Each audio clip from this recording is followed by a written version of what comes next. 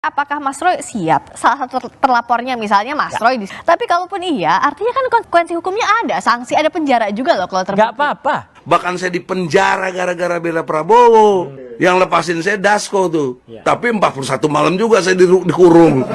Ruangannya 1x3 bos, lu belum pernah kali lu. Waduh, kecil banget. Jadi clear aja kalau saya katakan memang software bisa salah, peneliti bisa salah, tapi kami tidak boleh bohong. Saya hanya butuh kejujurannya aja. Apakah foto ijazah yang Anda dapatkan itu terima langsung dari orang namanya Joko Widodo atau tidak? Saya katakan di sini itu tidak dari Pak Ya udah, Joko Widodo. clear, dah selesai. Ya. Semua yang diceritakan 0 nilainya. Anda menguraikan, menjelaskan tentang skripsi itu. Itu baru betul, cerdas sekali nih, khusus buat skripsi. Dia pakai dokumen asli, tetapi tidak untuk ijazah. Kalau Pak Jokowi, ini kalau Pak Jokowi tidak ada tanda tangan lembar pengesahan, lalu ada Lembar beberapa pengujian. skripsi juga ada hal yang sama seperti itu, berarti Pak Jokowi palsu, mereka juga palsu. Tadi Solo yang minta siapa? Pengadilan kan? Jadi nggak datang, udahlah jelas gitu. Jadi ini dari situ udah kelihatan inkonsistensinya. Bang Freddy merespon pernyataan Mas Roy ini? Bahwa kalau sistem peradilan perdata itu sistemnya bisa langsung ya, tergugat itu bisa langsung, tapi bisa juga diwakilkan oleh kuasa. Ini berlaku dalam semua proses, mulai dari mediasi ya sampai dengan nanti di putusan. Jadi kalau pengacaranya Pak Jokowi sudah hadir di persidangan, ya berarti itu sudah mewakili Pak Jokowi. Tidak ada alasan, tidak ada peraturan perundangan apapun. Ya kalau sudah pengacaranya hadir, prinsipal harus hadir. Bukan berarti tidak boleh. Ya karena yang untuk contoh yang mau dianu tuh adalah orang yang pernah menduduki jabatan nomor 1 di Indonesia. Jangankan 40 itu, sejarah di UGM saja itu aja dibongkar, diubah sejarah itu, gitu loh. Kenapa hanya 40? Pak buka pikiran, kenapa sih Jokowi menurut Bapak itu nggak bisa berbohong?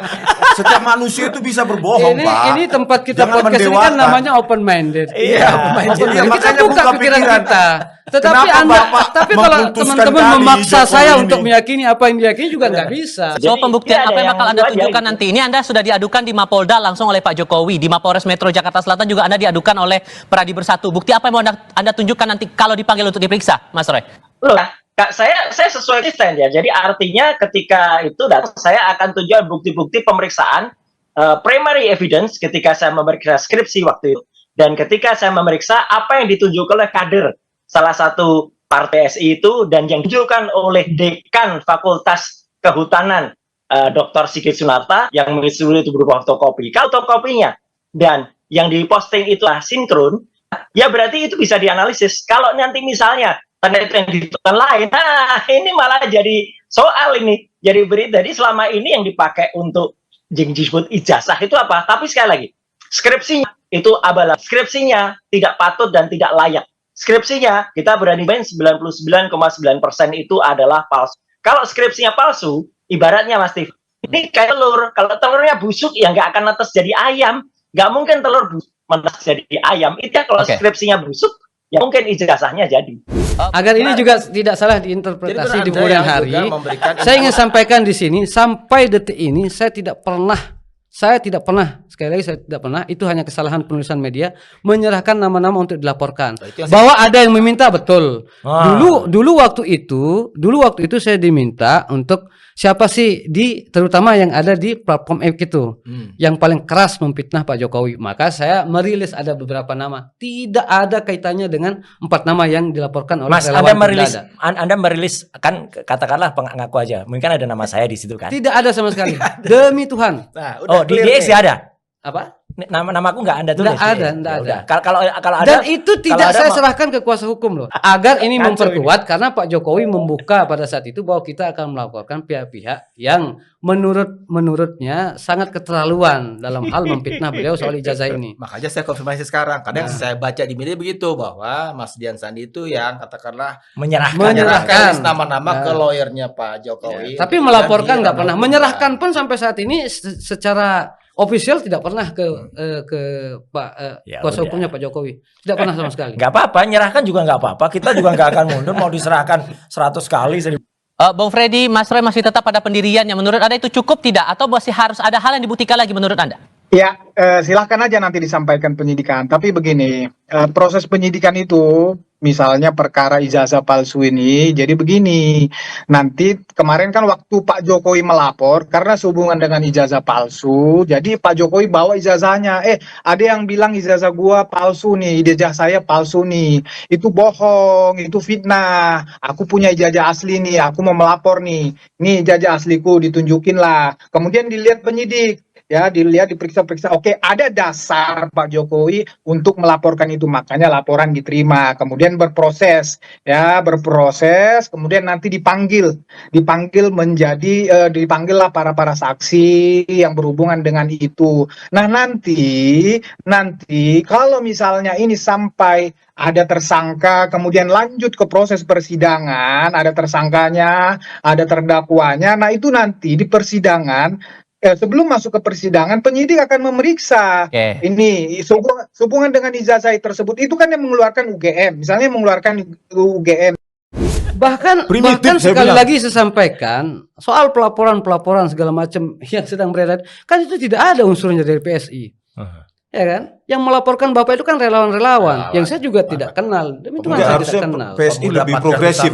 Udahlah, gini Pak, bersuara. Tapi kalau menyinggung-nyinggung PSI kan nggak fair juga. Enggak, Pak, PSI Sementara kan PSI di sini tidak terlibat dalam hal mempersoalkan bukan Pak, PSI bukan dilibatkan, tetapi menjadi partai yang progresif, anak muda malah bilang udah nggak usah dilaporkan, kita lawan dengan debate. Nah, itu cakep. Pasal 160, pasal 160 dan dua yang lain, Rizal Fadila dan Dr. Ipe kan juga pasal 160. Itu kan penghasutan di muka umum kan. Ya itu pengecut.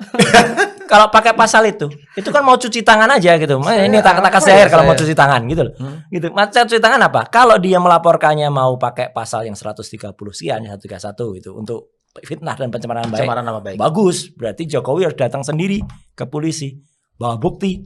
Kalau kemudian dia merasa dicemarkan nama baiknya atau dibaikkan nama cemarnya, ya.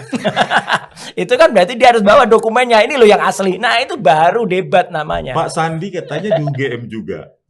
Apa? Hadir juga di UGM. Oh, iya. Saya tanyakan, ada nggak kegaduhan, kerusuhan di UGM saat itu? Kan hadir Tanggal juga. 15 saya hadir di UGM. Bagaimana? Ada kerusuhan nggak? kegaduhan?